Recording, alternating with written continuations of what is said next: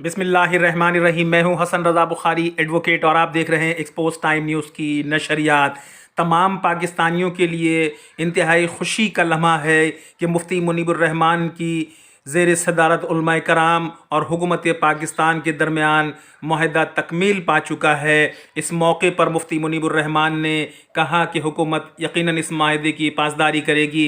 इस माहिदे की कमेटी के अरकान में अली मोहम्मद ख़ान, राजा बशारत और दीगर भी शामिल हैं और इसमें हुकूमत और उनके मुज़ाकरात के नतीजे में तमाम जो गिरफ़्तार अरकान हैं इंशाअल्लाह जल्द उनकी रिहाई भी शुरू हो जाएगी। ये किसी की हार और जीत नहीं बल्कि अमलन पाकिस्तान और पाकिस्तानी रियासत की जीत है और हम इस मामले में हुकूमत और उलमाए कराम तमाम लोगों के शुक्रगुज़ार हैं कि उन्होंने कौम के बेहतरीन मुफाद में, इस्लाम के बेहतरीन मुफाद में ये तमाम फ़ैसले किए और हम यकीन करते हैं कि हुकूमत पाकिस्तान और पंजाब हुकूमत इस मुआहदे को पर अमल दरामद को जल्द से जल्द यकीनी बनाएगी और तमाम मामलात इंशाअल्लाह खुश असलूबी के साथ तय पा जाएंगे। ये एक खुश आइंद अमर है।